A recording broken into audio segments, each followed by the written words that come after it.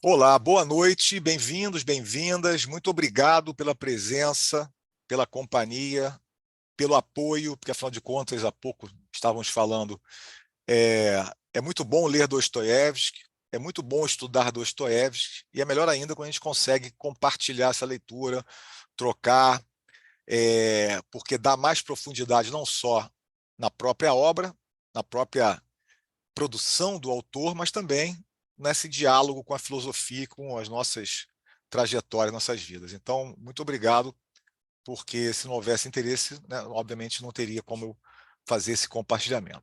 A gente está começando, então, 2023, o primeiro livro de Dostoiévski em 2023, é o 10º livro do projeto em comemoração ao bicentenário do autor, mas esse 10º livro, ou melhor, esse décimo módulo, né, esse 10º curso, esse 10º livro no projeto, na verdade é a primeira obra de Dostoiévski publicada em 1846. Então nesse momento, a gente vai, quem vem me acompanhando, algumas pessoas aqui fizeram todos os 10 encontros, 10 cursos, então a gente vai perceber que esse retorno ao início, onde nós vamos conhecer o adolescente Dostoiévski, um sujeito com 16 anos que não tinha a menor ideia de que ele passaria para a história como a gente hoje conhece. Então vamos conhecer esse garoto, nós vamos ler as cartas dele, vamos saber um pouquinho da vida dele e conhecer, de uma certa maneira, o solo pessoal, né, existencial, que fez brotar não só gente pobre, como toda a obra dele. É muito importante lembrar que na vida de Dostoiévski tem um episódio que é divisor das águas, que é a prisão na Sibéria, que acontece em 49. Ele passa, arredondando a década de 50 do século XIX, preso, inicialmente preso mesmo, né, numa casa de trabalhos forçados, depois preso como soldado, sem poder voltar, servindo o exército do Império Russo. Passou a década de 50. E quando ele retorna, a partir dos anos 60, ele acaba sendo acaba escrevendo as obras que o projetaram com maior potência, como Crime e Castigo, Idiota, aliás, obras que a gente já trabalhou aqui. Os Demônios, Fascinante, Irmãos Karamazov, tudo isso é pós-Sibéria. Então a gente está realmente voltando na linha do tempo de Dostoiévski para visitar esse jovem, a gente conheceu muito esse homem maduro, esse homem sofrido, esse homem que passa pela Sibéria. Agora vamos voltar a um jovem que também tem lá as suas marcas de sofrimento, a vida dele muito curiosa, assim, né? Dá um romance mesmo. Vamos conhecer ele e de onde saiu Gente Pobre. Então essa é a nossa aula 1 das 4 que a gente vai percorrer. Eu vou apresentar nesses momentos iniciais algumas coisas básicas, tais como a bibliografia recomendada. Então a gente vai trabalhar as leituras basicamente em cima desses 3 livros. Então vamos ler trechos selecionados de Gente Pobre. Então, em trechos, realmente a leitura vai ser condensada em 3 aulas. Então vamos pegar alguns trechos que incentivem a leitura da obra, mas também permita a discussão com mais profundidade da mesma. Deixa eu ir marcando aqui que fica mais fácil para a gente se comunicar com a tela. Deixa eu então, espera aí, que eu não botei aqui as ferramentas. Agora sim. Então eu falei do Gente Pobre, né? A gente vai usar também nas nossas leituras a folha que eu envio junto com o link. Nós vamos ter, já está lá, né, de hoje, a leitura dessa biografia do Joseph Frank, essa biografia condensada do Joseph Frank, tem uma maior, como alguns sabem, e também, muito importante nesse módulo, especialmente nesses momentos iniciais, as correspondências de Dostoiévski no período 38 a 1880. Então, em 1838, Dostoiévski está com 17 para 18 anos, e a gente vai conhecer as cartas que ele trocou com o pai, com o irmão, e conhecer as ideias desse jovem, exatamente aquilo que eu falei, esse solo existencial de onde brota as suas obras. Então, essa é a biografia, não impede que outros textos apareçam, mas a recomendada. Todos os 3 livros, como podem ver, estão publicados no Brasil, então altamente recomendável. O curso tem 4 aulas que vão estar divididas dessa maneira. Tá? Então, vamos aqui acompanhando a minha apresentação. Né? Hoje, a aula se chama... Espera aí, vou botar esse risco branco, acho que fica mais bonito.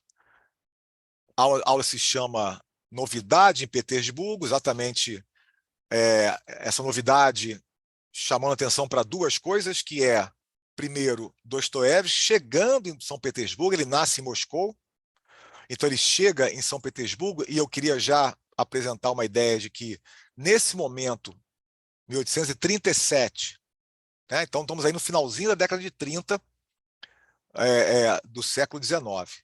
Então, nesse momento, Dostoiévski está saindo de uma Moscou do interior e chegando na capital, São Petersburgo. São Petersburgo é a capital do Império Russo, desde 1721, ali no início do século XVIII, e é a grande janela para a Europa, é a cidade dos palácios, dos monumentos, uma cidade monumental, enquanto que Moscou era a cidade, claro que lá tem o Kremlin, mas é a cidade dos mosteiros, é a cidade da Rússia raiz, da Rússia tradicional, enquanto que São Petersburgo é a cidade, lembrar o apelido, janela para a Europa, é a cidade moderna, é a cidade que namora com o iluminismo, com a revolução científica, com o capitalismo, ou seja, com a Europa, com os ismos da Europa, já que a Rússia, no século XIX, tem uma defasagem nesse desenvolvimento industrial enorme em relação à Europa. A Rússia, basicamente, é feudal nesse período. Por que tudo isso? Para a gente tentar entrar, já que a gente gosta tanto, né? Imagino que todos gostamos tanto da leitura de Dostoiévski, agora vamos entrar, a gente entra nas personagens e vamos entrar no Dostoiévski. Naturalmente, buscando entrar nesse jovem adolescente, criado na cidade, como eu falei, de interior, a Moscou de então, uma cidade dos mosteiros, então uma carga religiosa enorme, que vai para a cidade, para a capital, a cidade que é a proa do desenvolvimento russo. Então essa é a novidade, e depois a novidade que é quando ele vai escrever, quando ele escreve. Né? Quem é esse garoto do interior que escreve isso? O que é isso que esse cara escreve? O que é isso que esse cara escreve? É uma expressão coloquial, né, do nosso tempo, mas que vocês vão ver que foi o que o principal crítico literário da época, Vissarion Belinsky, falou de Dostoiévski. Não usou o que esse cara escreve, mas ele usou uma espécie de que isso? Né? Já viu esse cara? Então, essa é a novidade em Petersburgo, é nosso foco de hoje, subtítulo ali, o jovem Fyodor Dostoiévski e a gestação desse escritor. Semana que vem a gente vai falar do romantismo, dos românticos na Rússia. Quer dizer, nós vamos já iniciar na semana que vem, ou já aqui acho que não é o caso, nós vamos iniciar a leitura do Gente Pobre na segunda aula, semana que vem, mas dando esse também solo, vou repetir essa ideia, solo do romantismo, do ideário, do campo ideológico do romantismo, que tem um braço alemão e um braço francês, que está ali alimentando as ideias da intelectualidade, e entre essas, né, essas cabeças, o próprio Dostoiévski. Né? Então vamos conhecer esse solo e entrar na obra na segunda aula, semana que vem. Depois, dia 30, a gente continua trabalhando a obra. Nós vamos ver, quem já está lendo ou leu sabe, que na própria nas próprias cartas, o Gente Pobre é um romance epistolar, nas próprias cartas trocadas entre Makar e Várvara, eles trocam livros e trocam experiências de leitura. Livros e experiências de leituras que eram dos escritores da época, feita para os escritores, um vivo, Gogol, outro recém-morto, Pushkin, mas que eram lidos pelas figuras reais, digamos assim. Né? Ele coloca dentro do livro a discussão sobre essas obras, então a gente precisa conhecer um pouco do Pushkin e do Gogol, especialmente o Chefe da Estação, de Pushkin, que é um conto. As duas coisas são contos, né? O Chefe da Estação, de Pushkin, e o Capote, de Gogol. Esses dois contos, eles entram em Gente Pobre, a gente vai então conhecer um pouquinho, para a gente também entrar um pouquinho mais em Gente Pobre. E na última aula, 6 de fevereiro, na hora de dar o adeus entre nós, também vamos dar adeus ao Makar. Esse homem de meia-idade, que é exatamente o interlocutor da jovem Várvara, aquele que troca cartas com a jovem Várvara. Esse homem miserável, no sentido econômico, social da coisa, e esse homem nobre, no sentido das virtudes, no sentido da condição humana, né, da humanidade.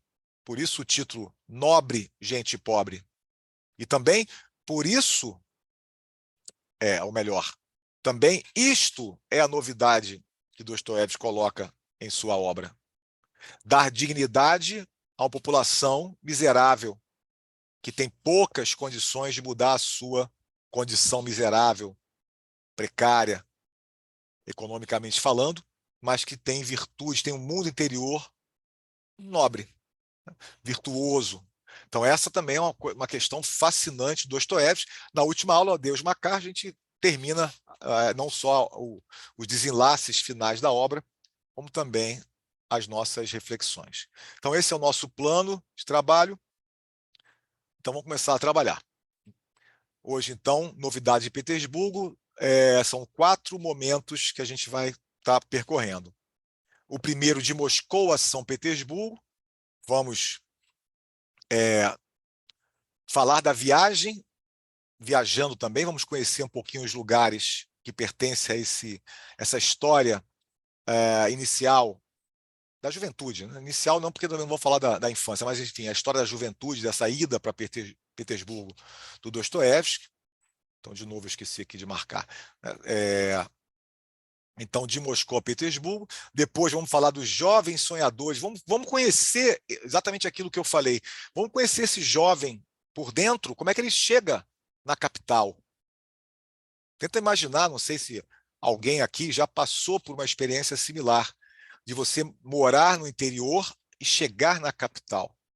Claro que a comparação não pode ser perfeita, mas é mais ou menos isso que eu quero trazer, e nós vamos ver como é que eles chegam. A cabeça alimentada. Por quê? Jovens Sonhadores fala disso. Dostoiévski é militar. Você conhece ele como escritor, mas ele é engenheiro militar, formado na Academia Militar de Engenharia. Ele foi para São Petersburgo para estudar lá, para se formar lá, e ele trabalha lá. Ele trabalha, eu digo trabalha depois de formado, e depois pede baixa. E a gente vai saber por que ele pede baixa. Pede, né? Acho que eu falei errado. Por que ele pede baixa? Por que ele resolve sair do exército? Ainda bem que saiu, senão a gente não vai conhecê-lo. Mas por quê? Vamos saber ele falando disso nessa trajetória dele na Academia Militar de Engenharia. Educação esta de top, né? Ou seja, de elite, que o pai de Dostoiévski consegue colocá-lo, não só o pai, a gente vai ver um pouco isso, mas eu quero dizer o seguinte, a educação da aristocracia russa. Então, a gente vai conhecer aquilo que eu já comentei, mas na aula seguinte, semana que vem eu vou falar melhor, vai conhecer esse campo dos ideários românticos que estão no mundo russo da década de 30 para a década de 40 e que vão semear as obras daquele momento, inclusive a de Dostoiévski. Vamos conhecer um pouco, então, sobre isso. E, por fim, além de Gogol, para a gente também chegar no final dessa aula preparando o gancho, preparando a aula seguinte para falar desse romantismo. Ou seja, vamos falar do Gogol, que está produzindo trabalhos lá, que é o grande escritor russo, quando Dostoiévski não está na juventude. Dostoiévski é um grande leitor, dizem que ele conseguia recitar almas mortas de cor. Enfim, então Dostoiévski é muito influenciado por Gogol, mas dá para dizer que ele vai além de Gogol. Então, eu não estou... né, se a gente for pensar entre os escritores, Gogol é um grande escritor, mas Dostoiévski, de fato, né, para a história, como a gente sabe, se distanciou, superou Gogol. Então, partiu de Gogol, partiu de Pushkin e foi mais além.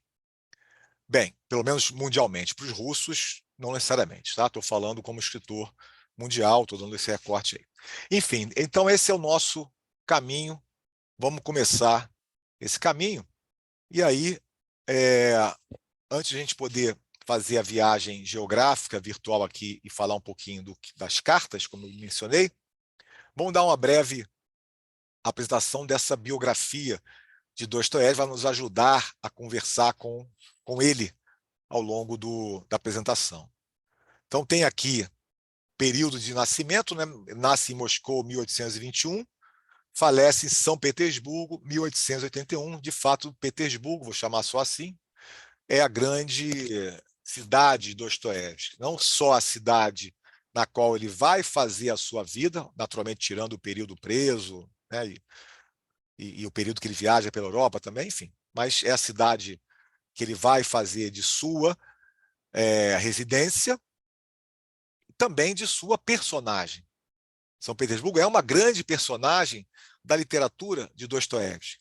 Ela tem efeitos sobre os seus moradores, os seus cidadãos. Então é importante estar trazendo essa chave de leitura também. Então, como eu falei, nascimento 1821, e aí você tem o grande evento que dá início à nossa aula de hoje, a exploração que eu vou fazer na aula de hoje, que é a morte de Maria Fyodorovna, mãe de Dostoiévski. Vejam, em 1837, no início de 1837, Dostoiévski faz 16 anos, mas ele nasceu em outubro, então ele tinha 15 anos. Então, Dostoiévski é um jovem que, aos 15 anos, perde a mãe de doença respiratória, tísica, né, tuberculose, enfim, de uma maneira que ele vai até reproduzir várias vezes na sua obra, mas a questão é que ele perde uma mãe que era uma grande referência, porque o pai é uma família tradicional, né, falando do século XIX, mas o pai era aquele do trabalho. Era um homem que trabalhava, e de fato um trabalhador que conseguiu uma mobilidade social numa sociedade extremamente estratificada. Porque, de fato, Mikhail, o pai de Dostoiévski, ele consegue comprar, pelo seu trabalho como médico, um título de nobreza. E aí sim entrar numa classe estamental que, numa Rússia de enorme desigualdade, enorme imobilidade social, então ele dá um passo muito significativo. Daí a preocupação dele enorme com os dois filhos mais velhos, o Mikhail, nome dele também, né? Primogênito com o mesmo nome, e o Fyodor, o nosso escritor. A preocupação com eles, com esses dois garotos, né, esses dois jovens, de enviá-los imediatamente a São Petersburgo e matriculá-los na Academia Militar de Engenharia, para garantir o futuro deles. Então, o pai, de fato, trabalha muito para isso. Então, Dostoiévski é muito próximo de sua mãe.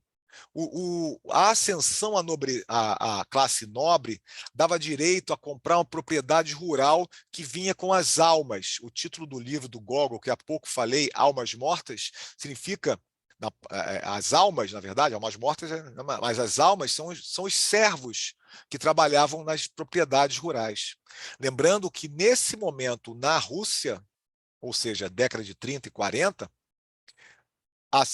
os camponeses eram todos servos. A servidão camponesa era uma realidade na Rússia. Os servos só serão libertados na década de 60. Então, nós estamos numa sociedade que, além de todos esses adjetivos que há pouco eu coloquei, tinha uma servidão dos próprios cidadãos russos. Né? Uma marca da escravidão russa é essa, a servidão é dos próprios cidadãos russos, mujiques, como é o termo, que seria camponeses.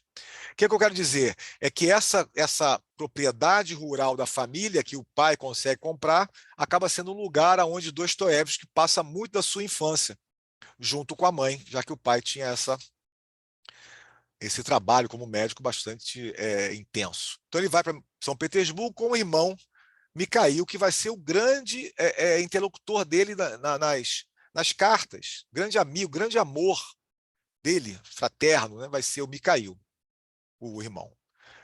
Em 39, já em Petersburgo, naturalmente, ele nunca mais volta para Moscou. Aliás, ele nunca mais vê o pai também, né? Depois que o pai deixa ele em 37 lá, nunca mais vê. 2 anos depois, o pai morre em junho de 39. Então, às vésperas de fazer 18 anos, Dostoiévski já era órfão, né? Os dois, pai e mãe, já estavam mortos. Entre 40 e 41, dentro da academia militar, ele começa a escrever algumas coisas, ele começa a alimentar um sonho de poder viver dos seus escritos, começa a pensar em fazer coisas para o teatro, porque o teatro é que daria grana mais rápido, reconhecimento e grana, né? Quase como se nós, fazendo as comparações que têm os seus limites naturalmente, quase como se eu pensasse assim, quero escrever um roteiro para botar na Globo, né? Porque vai me dar um tipo de destaque. Então ele começa nisso, nada de muito concreto, mas ele começa a falar sobre isso. Sempre foi, como a gente vai ver, sempre foi a paixão dele e do irmão. Tanto que os dois vão viver disso. Em 43 é o ano que ele termina a academia. E ele permanece lá mais um ano. Só em 44 é que ele pede baixa. Em 44 também ele tem um texto publicado, é uma tradução de uma obra de Balzac, que também era maneira de ganhar dinheiro, fazer tradução. Ele e o irmão faziam isso. Consequentemente, Balzac, francês, mas outros, Victor Hugo, Georg Sand, e outros autores da França que acabam influenciando muito o pensamento do Dostoiévski. Então, a França vai ter, na literatura francesa, o romance social, o romantismo francês vai ter vai dar um grande impulso para Dostoiévski. E em 46, portanto, ele publica não só Gente Pobre, como O Duplo. O Duplo já foi, inclusive, nosso módulo, foi o primeiro do ano passado. Então, Gente Pobre, publicado em 46, quase ao mesmo tempo, é um mês de diferença, ou seja, né, nada, que o Duplo, porque o livro já estava escrito desde 45, como veremos em breve. Então, essa é a parte da vida de Dostoiévski que a gente vai estar olhando e conhecendo pelos escritos, pelas cartas que ele fez. Muito bem, vamos então para o primeiro passeio. Quando eu digo passeio, estou falando filosófico também, mas é que esse a gente vai fazer uma visita aí virtual. De Moscou a São Petersburgo, vocês estão vendo um grande monumento chamado Cavaleiro de Bronze. Quer dizer, na verdade, Cavaleiro de Bronze é o poema do Pushkin, um grande poema de Pushkin, que é um símbolo da cidade de São Petersburgo, uma cidade construída sobre um pântano, e uma cidade que, por ser construída sobre um pântano, ela sofreu ao longo da sua história inúmeras inundações. Inúmeras inundações. Então, a história das inundações ela vai aparecer nos contos, na poesia da literatura russa, né? E o Pushkin tem um papel importante. Esse monumento ele é uma homenagem de Caterina, está escrito ali Caterina, que é Catarina, né? Segunda, a Catarina Grande, que homenageia Pedro I, Pedro Grande, que foi o fundador da cidade de São Petersburgo. Bom, eu faço isso para a gente trocar a visualização, para fazermos um breve olhar sobre os lugares que a gente vai estar conhecendo através das cartas. Eu vou... Espera aí, que vamos devagar. A gente está vendo aí, né, o continente, a Eurásia, podemos dizer. Eu vou colocar ajudar na identificação dos lugares. Então, nós estamos falando da Rússia. Então, nós vamos olhar rapidamente o lugar de nascimento de Dostoiévski, em Moscou, daqui a pouco, e depois vamos subir em direção a São Petersburgo, conhecer um pouquinho de alguns lugares que aparecem, que o Dostoiévski morou, ou que também são, como eu falei, personagens de suas obras, não necessariamente, não apenas gente pobre, mas outras. Então, uma forma de a gente poder entrar nesse mundo de Dostoiévski, já que é isso que é a proposta, essa é a proposta de hoje. Então, vamos começar olhando o lugar de nascimento. Então, a gente viu Dostoiévski nasce em 1821 e o pai dele trabalhava como médico. Nós vemos aqui na nossa frente uma construção, posso chamar de palácio, mas que agora não é mais o hospital, mas era o hospital aonde o pai de Dostoiévski trabalhava quando ele nasceu. Aqui na frente, não tem uma imagem melhor, é uma das estátuas de Dostoiévski na Rússia, né? Uma das estátuas em Moscou, em frente a esse local, que é muito provável, é muito interessante pensarmos como foi o contato do nosso Dostoiévski criança com um pai que trabalhava no hospital que atendia a população miserável de São Petersburgo, os pobres e os mais necessitados. Exatamente essa gente que vai virar a gente de Dostoiévski. Ou seja, o Dostoiévski é o autor dos Humilhados e Ofendidos, aliás, o título de uma obra também muito interessante dele. Essa casa ao lado do hospital, do antigo hospital, não mais, é a casa onde Dostoiévski morou antes de ir para Petersburgo. Hoje ela é um museu, a gente consegue olhar dentro dela. Vamos entrar e conhecer um pouquinho o museu muito bem cuidado, né? Então a gente conhece um pouquinho esse lugar, os móveis. Naturalmente não vou parar muito, a gente tem compromisso com a obra, mas é interessante olhar o mobiliário. Você vê que o museu tem vários escritos, várias obras e anotações. Lembrar que Dostoiévski escreveu muito para jornal, ele mesmo era editor, né? Jornal ou revistas da época. Então a gente vê o mobiliário, a gente vê aqui o lugar, ou melhor, a razão de eu ter entrado na sala de Dostoiévski quando criança. Então, só olhar para o outro lado antes da gente sair daqui, né? Você tem mais uma mesa, um sofá. Essa parte aqui é a parte do aquecedor, tem a entrada da lenha. Você imaginar aí a gente aqui com esse calor do Rio de Janeiro, né? Dá até uma certa invejinha do frio russo, mas não, um frio exagerado para muitos. Bem, a entrada aqui é para a gente olhar essa imagem, essa gravura, que daqui a pouco a gente vai ler Dostoiévski falando sobre o episódio da sua viagem. Então nós estamos vendo exatamente o que era o transporte da época.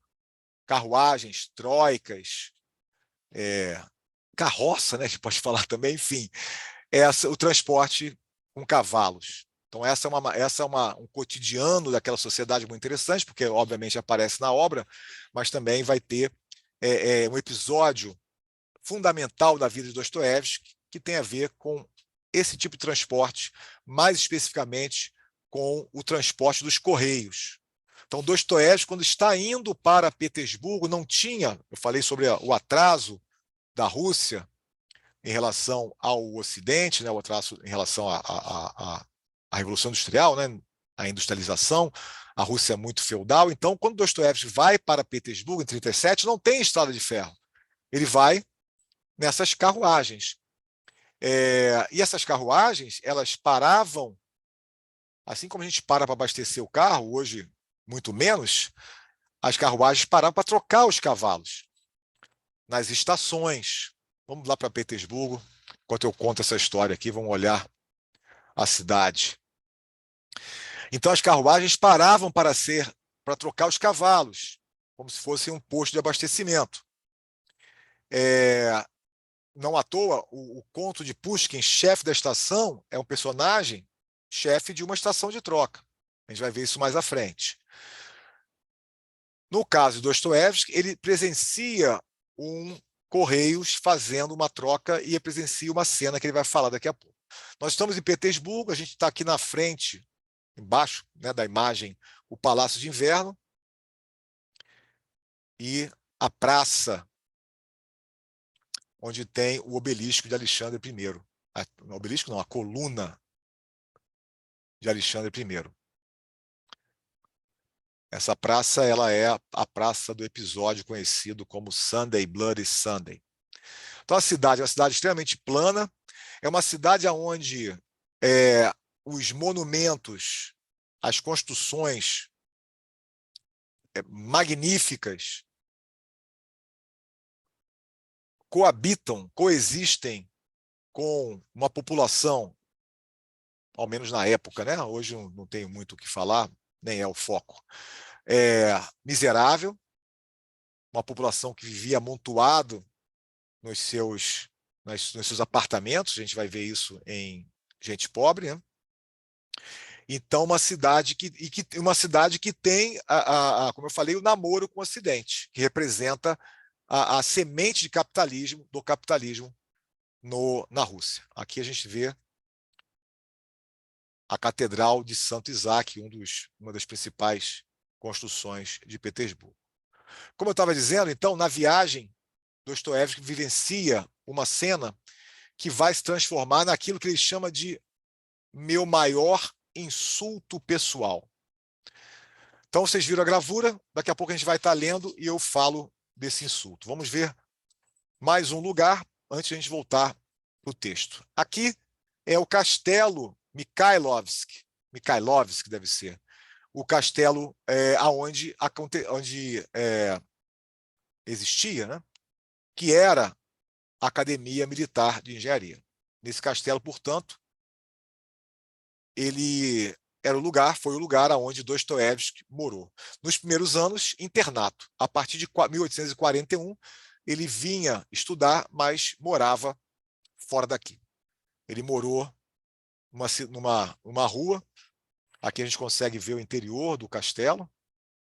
Então, hoje, naturalmente, aberto à visitação. Esse castelo foi construído por Paulo I, que é o filho de Catarina II, Catarina a Grande. Paulo I construiu um castelo na imagem. Depois vai ter uma imagem na slide que eu volto a falar sobre isso, vai ficar mais claro. Ele construiu o castelo todo rodeado de fossos. Ele tinha pavor de ser assassinado. E foi nesse castelo. O que é interessante, na seguinte ideia, né, ele constrói fossos para se proteger das ameaças externas. Dentro do castelo, ele é assassinado por uma conspiração palaciana. Né? Se protegeu do exterior, mas foi morto pelo interior. Inclusive, o próprio filho dele, Alexandre I, que a gente acabou de ver a coluna ali na praça, aparentemente, é o que reza a história, estava envolvido na conspiração que matou. Aqui é o monumento a Paulo I. Então é interessante, antes de a gente avançar na história, porque isso coloca para mim uma pergunta que eu compartilho com vocês. Até que ponto, né, as ameaças do interior são maiores do exterior? Até que ponto as ameaças de dentro, e aí pode pensar de dentro, pode ser da família, dos amigos, mas às vezes de dentro eu mesmo. Afinal de contas, uma pessoa, vou puxar a corda, né? Uma pessoa que se mata é uma pessoa que não foi vítima de um assalto ou de uma violência externa. Né? Então, ela mesma é a própria assassina de si mesma. Isso representa uma imagem do que disso que eu estou falando, né? Do que vem de dentro. Mas então, Dostoiévski, em 41, ele passa a morar em outro lugar da cidade, que hoje não dá para dizer que é esse prédio, né? Nós estamos falando de um tempo que vai quase para 200 anos, se aproximando para 200 anos, então não era esse prédio, mas eu não sei dizer o que do prédio original se manteve. Mas aqui era o endereço onde Dostoiévski passou a morar, a dividir com personagens que também serão escritores, como Grigorovich, menos destacados que ele, mas também tiveram um papel importante na vida de Dostoiévski. Ele mora aqui, nesse período que a gente está analisando. É interessante que ele morou, na época não era, mas agora é em frente a um shopping center, ou seja, em frente a um ícone da sociedade capitalista europeia que estava chegando, entrando, penetrando a sociedade russa e que incomodava Dostoiévski. Não era exatamente o que ele queria. Bem, então com isso a gente termina, já que a gente vai falar, termina só com um olhar no Museu Dostoiévski, que é a casa onde ele mora 2 períodos em Petersburgo, que hoje é o principal museu do escritor em Petersburgo. Bem, com isso a gente termina esse passeio para a gente voltar ao tema da estação que eu há pouco falei. Vamos falar um pouquinho, vamos saber um pouquinho mais do nosso projeto, né? Fiquei aqui recalcitrante, estava aqui procurando as coisas aqui na tela. Então, de Moscou a Petersburgo, vamos falar dessa história. Como eu falei, em janeiro de 1837, Dostoiévski perde a mãe. Então, em maio, alguns meses depois, ele já estava chegando em Petersburgo para ser matriculado numa espécie de curso preparatório para entrar na tal Academia Militar de Engenharia, que era, como eu falei, uma instituição de ensino gabaritada, que seria o passo garantido para ter sucesso naquela sociedade extremamente estratificada, né, com baixíssima mobilidade social. Então, era a chance que ele tinha para garantir o seu lugar, por isso o pai investe tanto. O pai não era um homem de posses, apesar de ter alcançado a nobreza, não era um homem de posses, embora tivesse bem acima do grupo social que a gente vai ver em gente pobre. Essa viagem de Moscou para Petersburgo é um grande divisor de águas. Eu falei há pouco da Sibéria, sem dúvida, o principal, mas para Dostoiévski, de fato, aí, nesses primeiros momentos da sua vida, é um grande divisor de águas. Ele sai de uma cidade que representa o passado russo, a tradição, para uma cidade que é o futuro. É mais do que o presente, é o futuro, é o agora, é onde as coisas aconteciam. Petersburgo era, então, o centro, o coração da Rússia pulsante de então. Para ele, então, essa viagem olhando esse mundo interior também é o abandono da infância e cair na maturidade. Ele chega, como eu falei, 15 anos. Claro que 15 anos a gente classifica como adolescente, isso não tem a menor importância. Porque a gente está falando aqui, na verdade, é de um jovem criado no século XIX, o nome que a gente quiser dar para ele, mas ao redor da família, numa certa, usar um termo de hoje, uma bolha, e que vai ficar sozinho em Petersburgo, ele e o irmão. O irmão, já adianto, não consegue entrar, então o irmão acaba indo para outra cidade. Então ele fica longe do irmão, mas ele consegue entrar, daqui a pouco eu volto a isso, mas a ideia é, eles estão sozinhos, eles nunca mais veem o pai. A mãe que tinha morrido, obviamente, e o pai que o deixou em Petersburgo, voltou para Moscou e 2 anos depois morre. Então essa maturidade, esse dar o seu jeito aí, aconteceu, né, foi essa viagem também marcante para isso. Então, obviamente, saindo da segurança do lar, das coisas arrumadas, para a insegurança, que é também uma marca da juventude.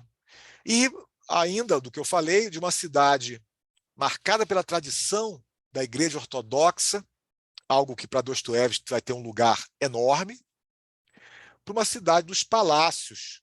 Palácios estes construídos por arquitetos europeus.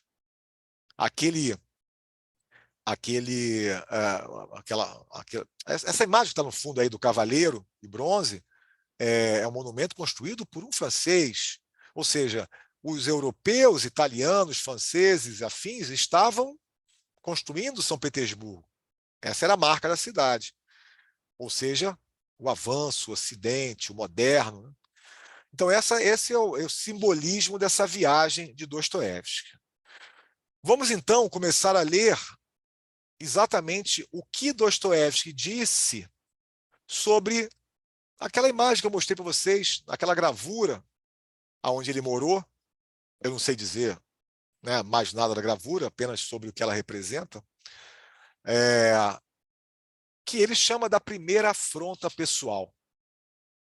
Muito bem, vocês estão vendo ali, à direita eu mostro a biografia que eu coloquei na bibliografia do curso, a biografia de Dostoiévski, escrita por Joseph Frank, e embaixo à esquerda está escrito Diário do Escritor em inglês, porque não tem a edição brasileira do que ele publicou nos anos de 76 a 78.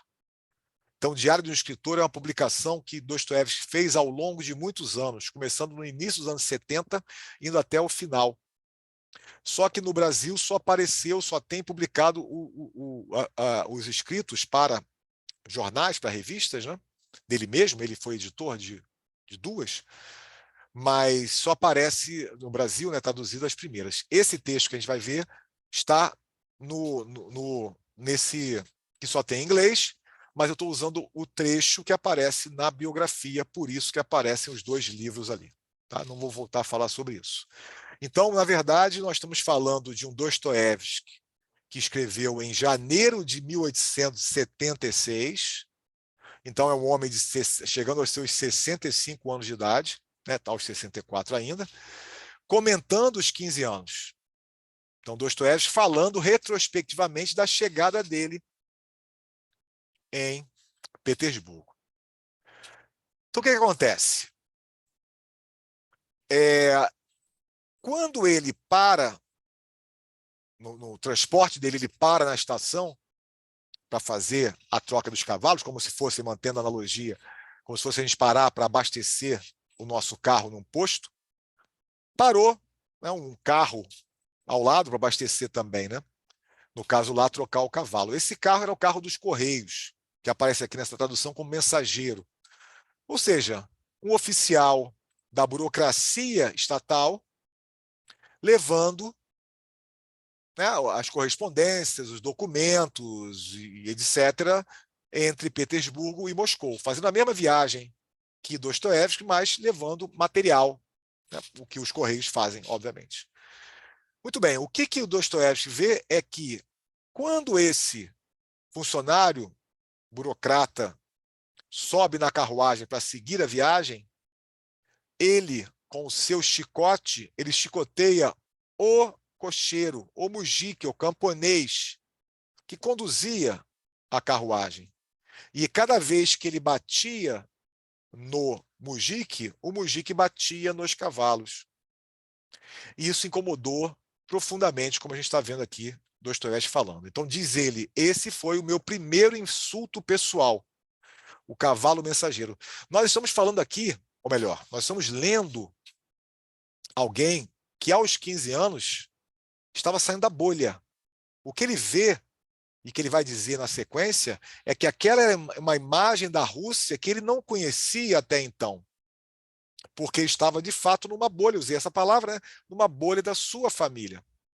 Não conhecia essa injustiça, que inclusive vai ser o grande incômodo de Dostoiévski, que envolvia a servidão dos camponeses. Vai ser um cavalo de briga, de batalha de Dostoiévski. Ele fala então dessa cena violenta.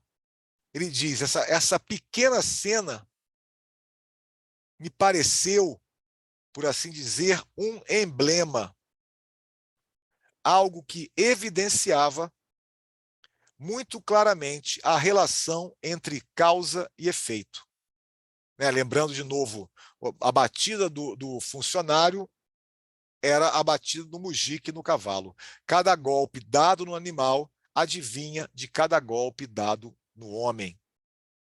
Então, percebeu que ele fala, é uma imagem da sociedade, é um emblema, está mostrando que sociedade é essa. Mas como ele está falando retrospectivamente, ele diz, no final da década de 40, na época dos meus sonhos mais desenfreados e fervorosos, ocorreu-me, de repente, que, se fundasse uma sociedade filantrópica, vejam só a palavra, então é muito importante, sempre são as palavras. Importantes porque elas dizem coisas que não são exatamente como o que a gente diz hoje. Dostoiévski viu a cena em 1837. Ele agora fala, no final da década de 40, foi quando ele foi preso. Ele está falando nos momentos que antecederam a sua prisão em 1849. Ou seja, o olhar daquela violência era um olhar que introjetado naquele jovem, acabou levando ele a ser um revolucionário. Alguém que buscava uma revolução, uma mudança. Ou seja, fundar uma sociedade filantrópica, veja, radical ou socialista. Esse socialismo que aparece na fala de Dostoiévski da época é o socialismo influenciado pelos franceses. Aquilo que depois passou a ser chamado socialismo utópico, pelo próprio Marx. Mas esse nome não existe na linguagem de Dostoiévski.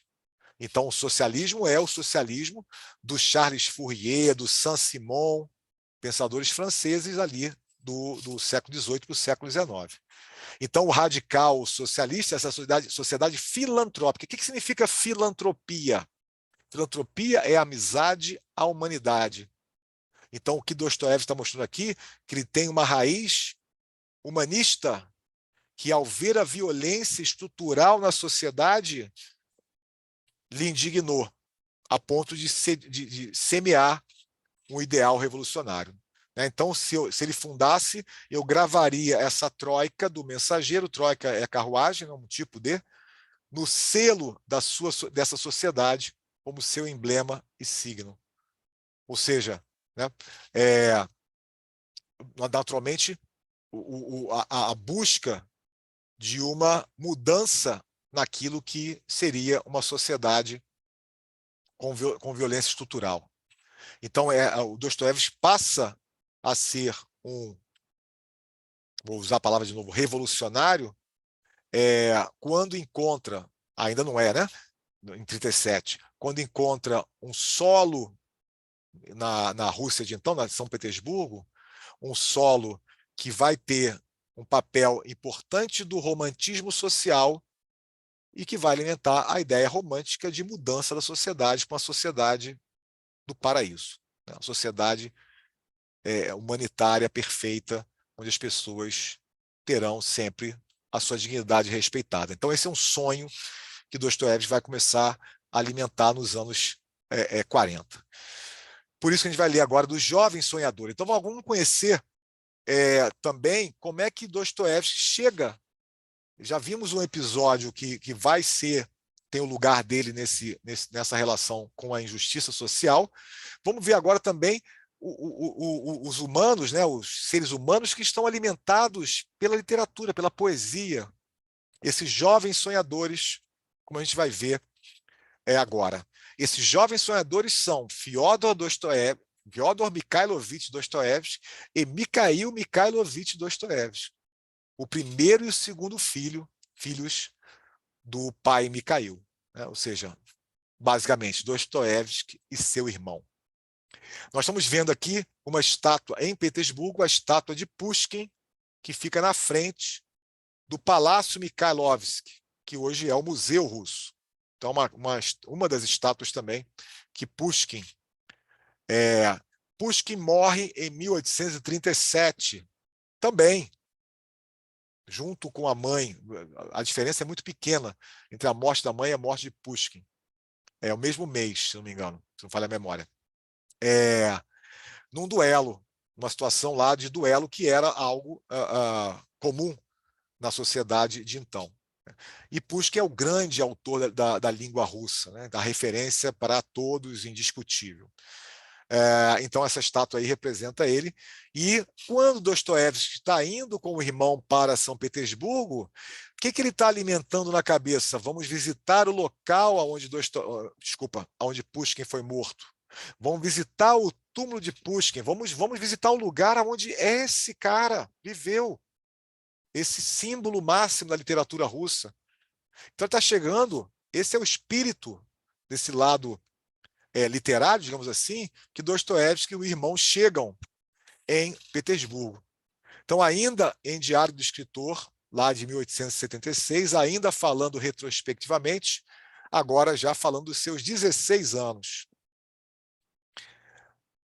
Sonhávamos somente com poesia e poetas. Ou seja, esses são Dostoiévski e o irmão se preparando para entrar na Academia Militar de Engenharia, em Petersburgo, sonhando com outras coisas que não tem nada a ver com a Academia Militar de Engenharia, como é óbvio.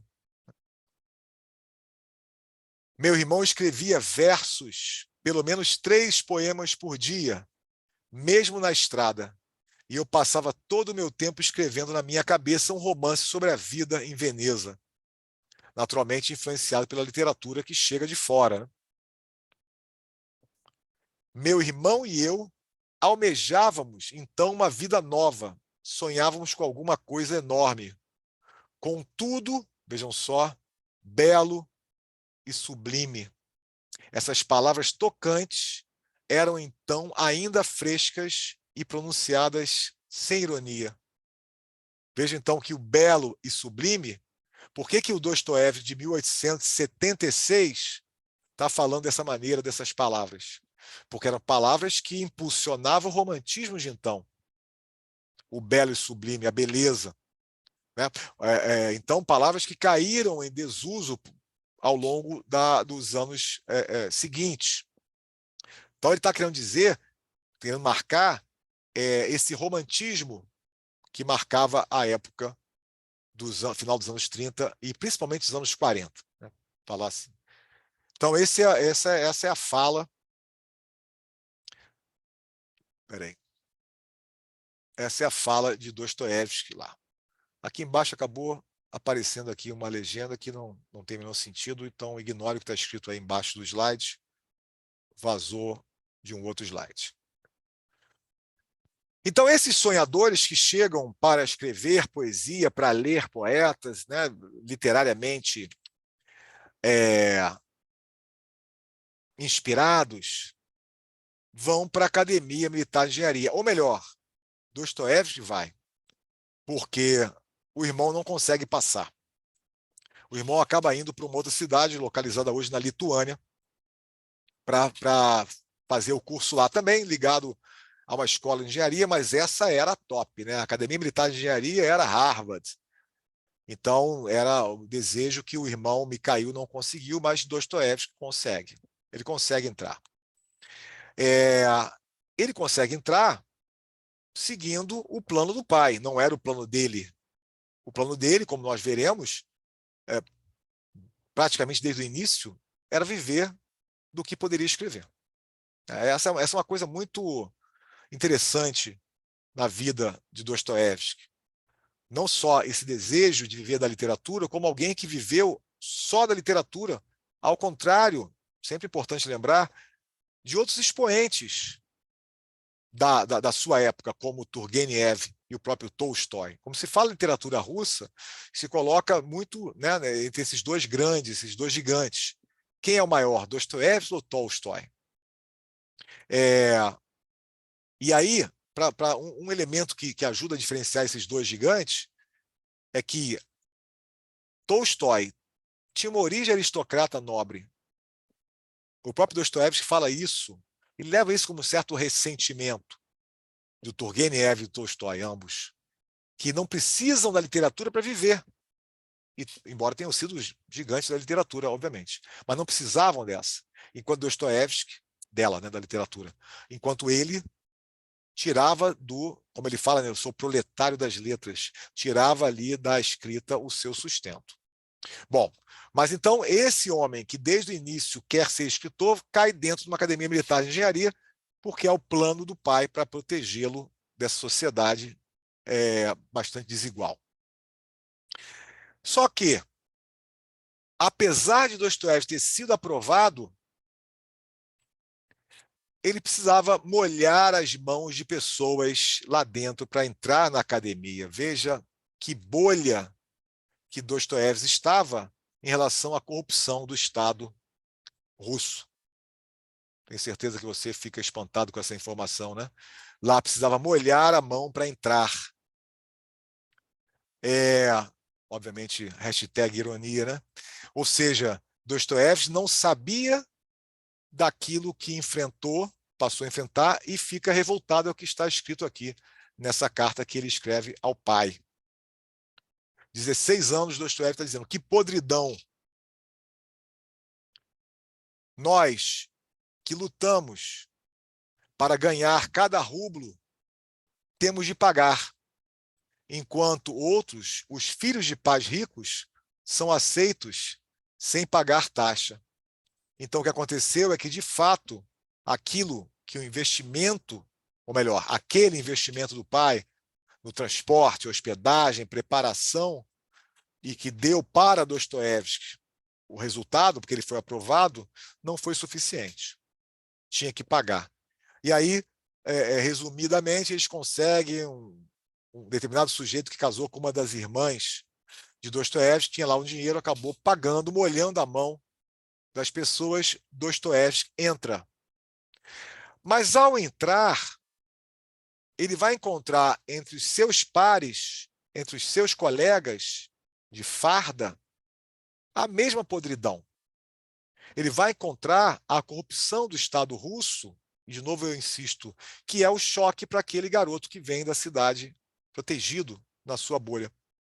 Então ele já é jogado aos leões e tem uma grande dificuldade na relação com os seus colegas. E uma das grandes dificuldades não é só a questão da mediocridade moral, passa também pela questão das posses. Ou seja, ele, de fato, apesar de estar dentro do ensino estatal, tinha custos, tinha gastos de vestimentas, de adereços, que os seus colegas ricos não tinham problema que ele tinha para ter. Então, por que isso é importante? Porque ele passa a escrever para o pai, que a gente não vai estar analisando, cartas cobrando muitas vezes dinheiro do pai. O pai que vivia dificuldades lá no terreno, lá na propriedade. A propriedade tinha uma produção, mas não estava vivendo melhores momentos, mas que mesmo assim enviava algum dinheiro para Dostoiévski para ajudá-lo. Mas Dostoiévski, depois que o pai morre, vai carregar um remorso, porque vai carregar uma pergunta, que é o remorso que eu quero dizer, do tipo: será que eu não exagerei a mão com meu pai? Será que eu não fui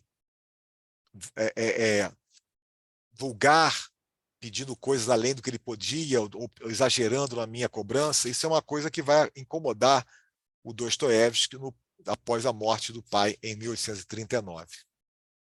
E aí ele fala, nessa mesma carta de fevereiro de 38, então vejam, em 38 ele já está dentro da academia. Ele chega em 37 e no final ali, no inverno mesmo de 38, ele já começa a cursar a academia. Então ele está falando dos seus pares e de como ele se sente distanciado, isolado. Embora ele tenha sido um aluno que foi respeitado pelos seus colegas, existem relatos de outros personagens da cena russa que conviveram com Dostoiévski, que se conhece pela biografia, pelos relatos deles sobre Dostoiévski dentro da academia. Então era um sujeito esquisito, estranho, não era de muito relacionamento social, mas era respeitado. E um aluno com destaque em algumas áreas. Dá para imaginar que na área de literatura devia ser um espetáculo. E ele diz assim: que exemplos vi diante de mim? Está falando dos colegas, portanto. Vi crianças de 13 anos que já calculavam sua vida inteira. Então ele fala especificamente da relação desses jovens, crianças, hoje a gente chamaria de adolescentes, né, com a sua projeção, né, com a sua progressão na vida. Então calculavam onde poderiam alcançar, qual posto, o que era mais rentável, como acumular dinheiro. Então, todo esse papo aí voltado para o dinheiro incomodava Dostoiévski. Incomodava ele, alguém incomodado com a sociedade capitalista. E também incomodava qual o caminho mais rápido para obter um posto conveniente e autônomo. Então, é ele falando, ele tem outros momentos dele, incomodado com aquilo. Então, vamos lembrar que nós estamos falando de alguém sonhador, com poesia, com poeta, com literatura, dentro de uma escola militar e não tendo exatamente amigos para compartilhar esses momentos. Alguns depois vão se aproximar dele, vão morar juntos. O Grigorovich cursou com ele, mas eu não tenho certeza se cursou na mesma sala, né? Eu não tenho essa informação se ele convivia. Mas alguns dali vão interagir com o Dostoiévski depois que ele sai da academia. Muito bem, em agosto de 38, então nós estamos lendo as cartas dele, né? Em agosto de 38, então também aí na academia, e ainda com o pai vivo, mas sem ver o pai, ele tem correspondência dele com o pai exatamente nessa linha que eu falei da cobrança por dinheiro.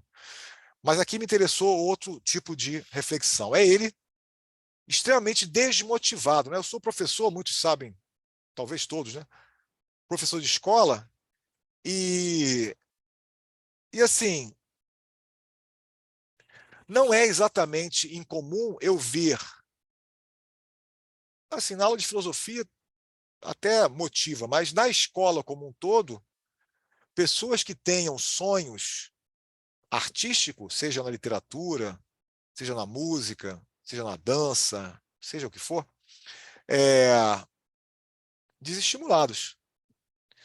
Aspas, incompetentes. Né? Então são classificados como incompetentes porque não conseguem uma nota em matemática, vamos pegar o exemplo mais tradicional, né? Mas que, na verdade, poderiam aparecer como extremamente competentes se estivessem dando vazão para aquilo que os impulsiona, os emociona. Então a gente vê aqui o Dostoiévski falando de alguém, veja o contraste, perguntando o que será de mim se o ócio eterno for minha única atitude perante a vida. Ora, um Dostoiévski aos 16 anos, claro, né? Mas falando de ócio, não tem nada a ver com quem foi esse homem, que trabalhou sem parar. Existe a biografia da Ana, sua segunda esposa, chamada Meu Marido Dostoiévski, e que fala do ritmo de trabalho que ele tinha, não só escrevendo sem parar, porque dali tirava o seu sustento, mas também editando revistas, como foi frequente nos anos 60 e depois.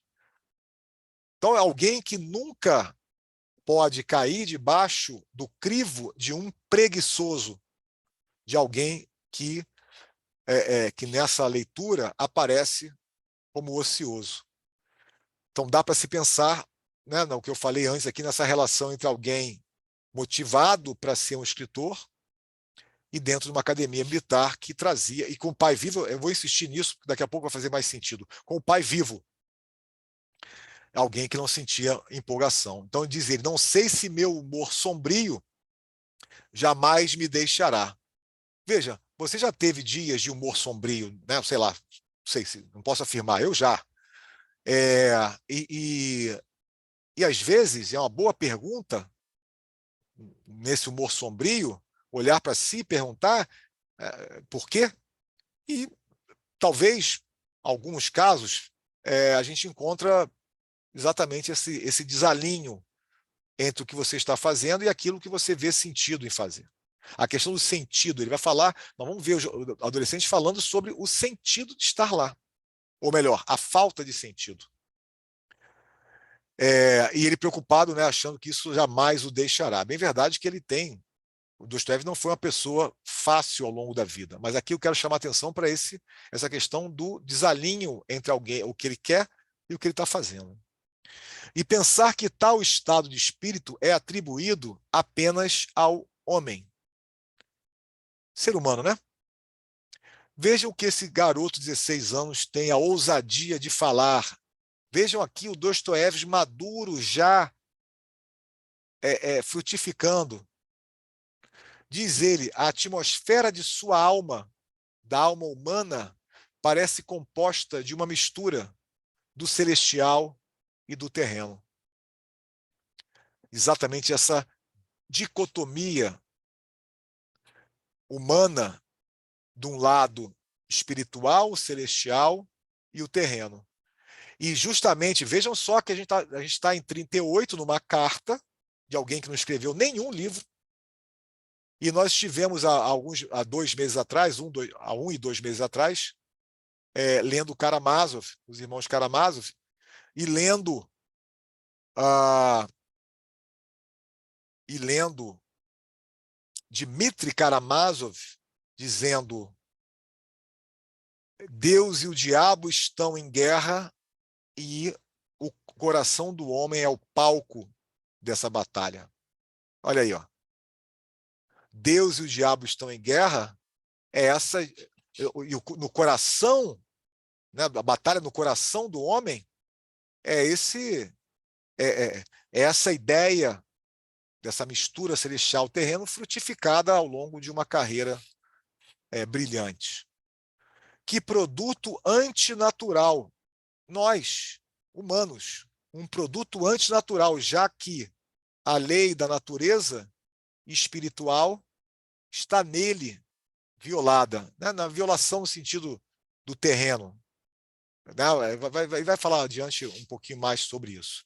Mas veja então o grau de elaboração, nem diria elaboração, embora também, mas elucubração mesmo, de um adolescente que vive um mundo interior bastante rico, já aos 16 anos. E vejam que ele fala aqui também uma ideia que vai aparecer em suas obras de forma muito interessante. Essa terra me parece um purgatório para espíritos divinos que foram assaltados por pensamentos pecaminosos. Ou seja, justamente por causa dessa dicotomia celestial terrena, o humano acaba podendo ser assaltado por pensamentos terrenos, pecaminosos nesse sentido, terrenos. E a passagem na Terra, a própria Terra, podemos dizer, é o caminho para purgar essas faltas.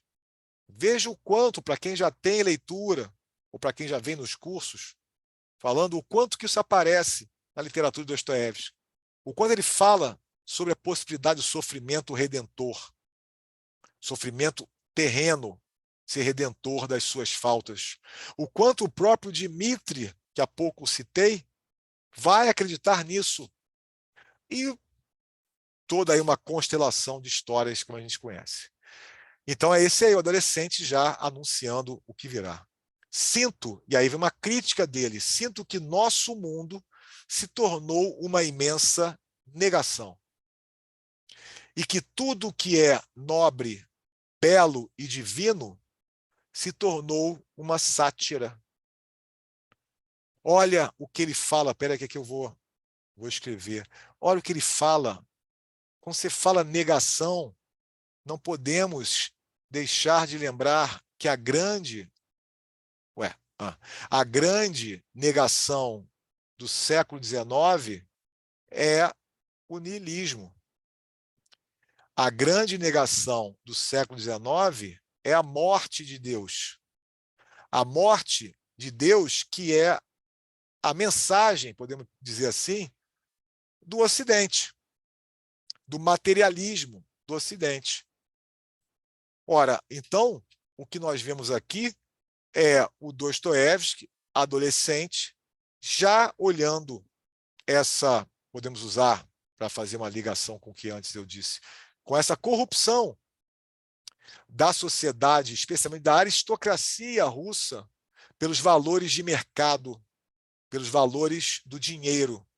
Não à toa, as personagens da sua obra, e aí como um todo, do Dostoiévski, as pessoas mais vis estarão ali manifestando as suas vilanias alimentadas pelo dinheiro, por esse mal que vem do Ocidente na leitura de Dostoiévski. Então, aqui a gente vê a presença desse raciocínio no adolescente dentro da academia militar, insisto, no adolescente que está pensando, eu queria escrever, mas vou ser engenheiro militar. Numa carta, ou melhor, na mesma carta, que carta, né? Ele diz aqui, ó, continuando na reflexão aí da sua contemporaneidade, quão terrível é perceber apenas o véu grosseiro sob o qual o todo definha. Ora, o todo definha, não vou escrever de novo, nem precisa, é a morte de Deus. Lembrando, para quem não foi apresentado o pensamento de Nietzsche, quando a gente fala a morte de Deus, estamos falando a perda da importância dos valores do cristianismo. Quais valores? Por exemplo, não matarás. Para a gente pegar o crime e castigo como a grande imagem aí dessa morte de Deus, como uma das grandes imagens da morte de Deus na literatura de Dostoiévski como um todo. Então, no momento em que Raskolnikov mata pensando no benefício da morte, do assassinato de uma pessoa, ele fez um cálculo custo-benefício, igual eu faço na hora de comprar lápis, e matou o mandamento não matarás. Então, assassinato pensando que pode ser um benefício é um assassinato também do mandamento não matarás, é um assassinato de Deus. Então, isso, Crime e Castigo, obra de 1866. Então, é claro que não é esse Dostoiévski, mas estou trazendo a imagem do momento histórico, né? Então, ele falando, sob o qual o todo definha. Saber, veja aqui, ó, que um único esforço da vontade bastaria para demolir aquele véu e tornar-se um com a eternidade. Ora, ele está falando de suicídio. Ele está falando de suicídio. Tornar-se um com a eternidade é a diluição da existência atual, a transformação, talvez seria melhor, em uma existência com Deus, como ele acredita, né? Ele é um crente, ele é um cristão. Tirar a própria vista. Por isso que ele fala de Hamlet, do suicídio.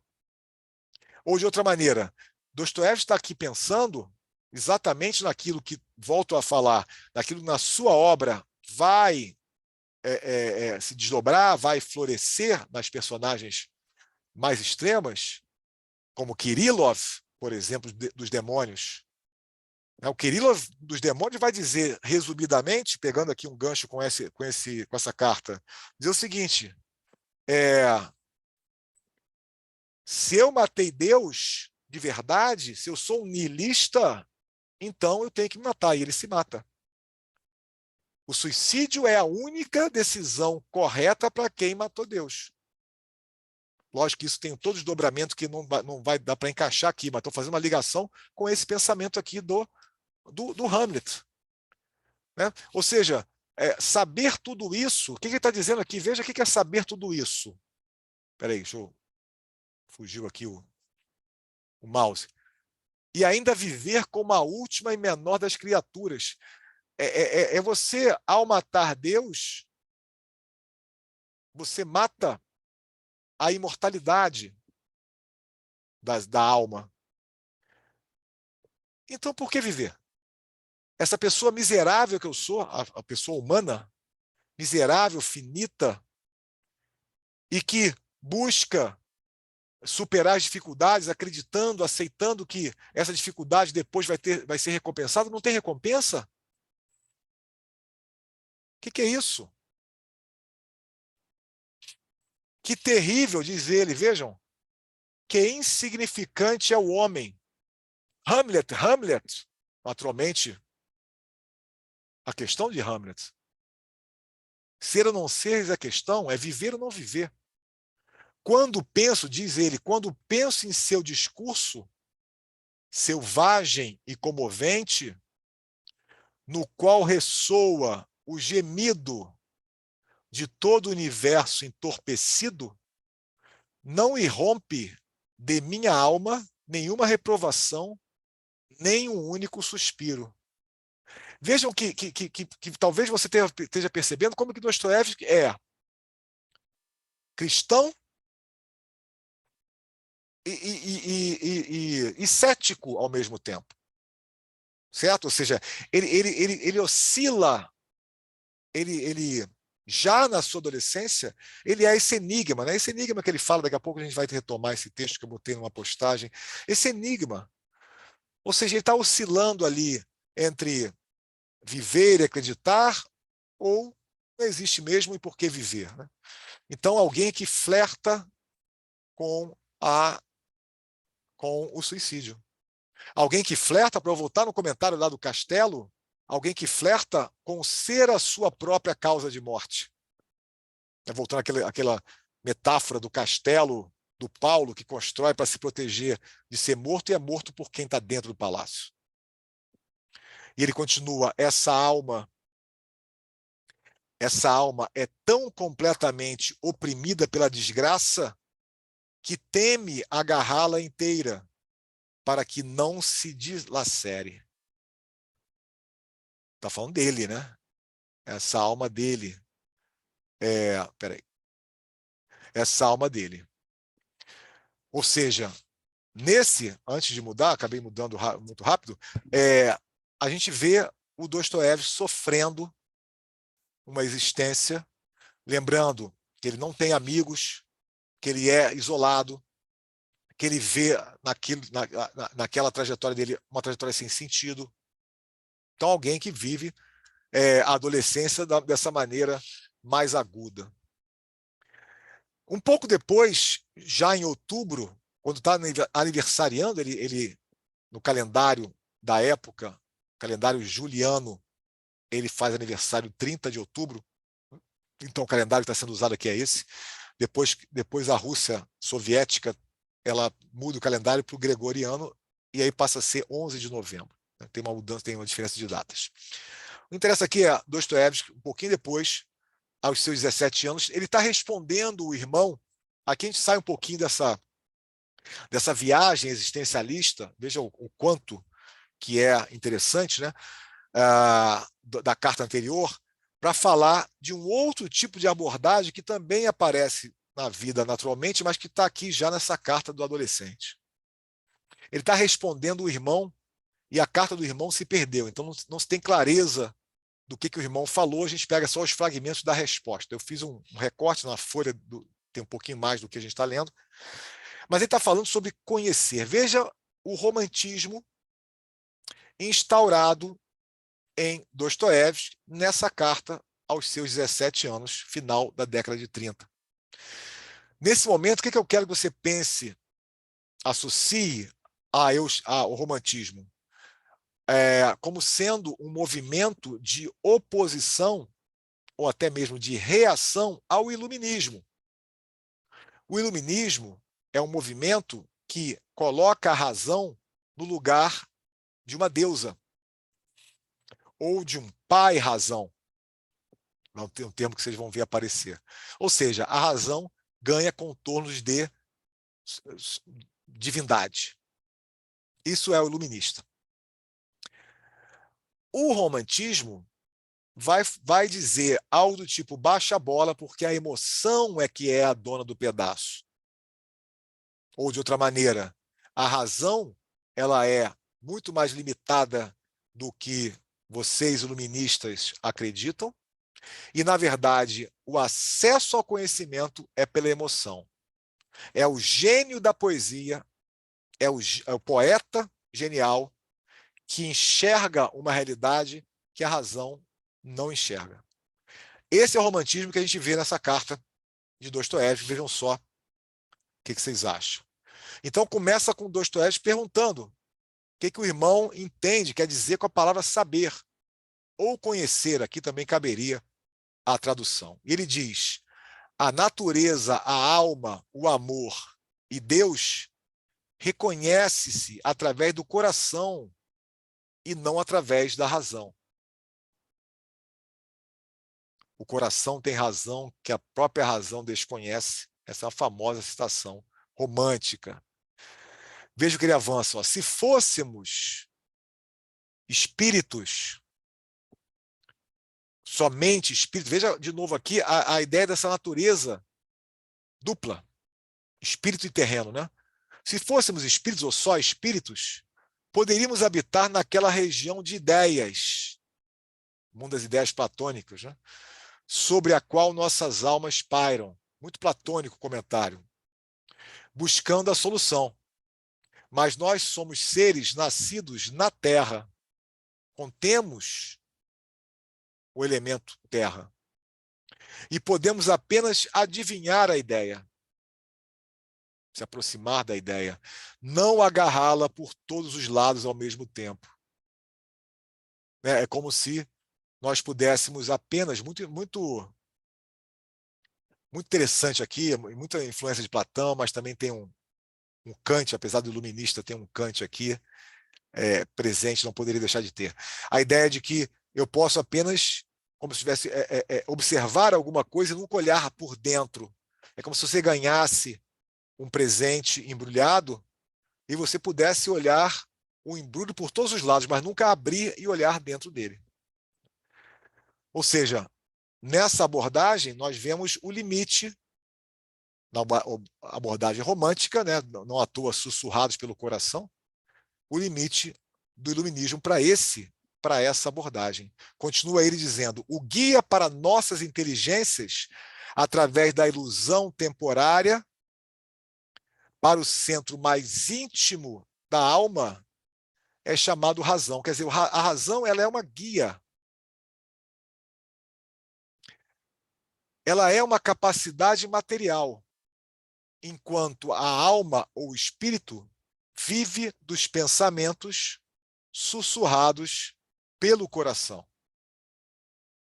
Então vejam que beleza de texto e que vai reforçar exatamente essa ideia nessa segunda parte aqui. Ó. O pensamento nasce na alma. A razão é uma ferramenta, uma máquina que é impulsionada pelo fogo espiritual. Então veja a razão aqui como... Espera aí que eu tive aqui um probleminha aqui na apresentação. A razão como um lugar aqui de um instrumento a serviço da emoção. Quando a razão humana, diz ele, quando a razão humana penetra no domínio do conhecimento, funciona independentemente do sentimento e, consequentemente, do coração. Então, existe uma razão, apesar de impulsionada pelo espiritual, que ela funciona. Lembrar que quando ele falou lá no início sobre certos tipos de conhecimento. Então, para alguns tipos de conhecimento, que é o que ele fala aqui nessa segunda parte, ó, o nosso objetivo é a compreensão do amor ou da natureza, ou de Deus e alma, marchamos para a própria cidadela do coração. Quer dizer, a gente tem que... O que é a cidadela? É o forte, né? Então, se o objetivo é a compreensão, a razão vai ter que ir lá dentro. Ela vai ter que ir, na verdade, para dentro da cidadela do coração, que é esse castelo onde as emoções ficam. E ele diz assim, observe que o poeta, exatamente esse espírito do romantismo, né, esse gênio do romantismo, no momento da inspiração, alguma coisa muito romântica, ou seja, essa inspiração ela não é um desdobramento de um raciocínio. A inspiração ela é algo do romantismo porque não é um raciocínio científico, digamos assim. Ela é uma inspiração, ela é um momento. Nesse momento, ele compreende Deus. Percebeu? Não é a razão. E, consequentemente, aí ele aproxima da filosofia. Faz o trabalho do filósofo. Ele aproxima a poesia da filosofia aqui. Para ele, a inspiração poética é nada menos que a inspiração filosófica. Consequentemente, a filosofia nada mais é do que poesia, um grau superior de poesia. A filosofia que merece esse nome para Dostoiévski, porque a filosofia contemporânea, aí vem a crítica à filosofia de marca positivista, que é a cara do iluminismo no século XIX. A filosofia positivista, é um trecho da carta que não está aqui, está na folha, ela busca conceitos gerais, ela busca colocar tudo debaixo de um certo molde. Essa ideia de botar tudo debaixo de uma certa equação matemática, ou seja, aquilo que serve para sempre, ela é uma herança, desculpa, ela é uma herança do iluminismo, mas é uma realidade do positivismo, e é aquilo contra o qual todos os existencialistas vão lutar. Dostoiévski é um existencialista. E veja o quanto o que ele está dizendo aqui para a gente, claro, o adolescente Dostoiévski, mas o quanto que nessa perspectiva a gente pode pensar como que esse escritor, esse poeta, fez filosofia, na medida em que ele permitiu um acesso a uma verdade que o raciocínio científico não permite. Mas que verdade é essa, se eu estou chamando ele para dentro do grupo do existencialismo? A verdade da subjetividade. A verdade sua e minha. A verdade da minha existência, da minha vida. A verdade daquilo que dá sentido para mim e que ninguém pode dizer o que é que não seja eu. Então, eu não vou encontrar no Google, hoje, é engraçado que Google e Goggle são parecidos, então fica quase para a gente fazer uma piada, né? Mas eu acho que não é o momento da piada. Mas eu não encontro no Google uma resposta para aquilo que faz sentido para mim. Eu encontro no Google uma resposta para aquilo que faz sentido para alguém que escreva um blog e diga lá. E que eu corro o risco de achar que aquilo pode fazer sentido para mim. Ora, isso é uma corrupção do olhar existencialista, que vai dizer só pode ser verdade aquilo que é subjetividade.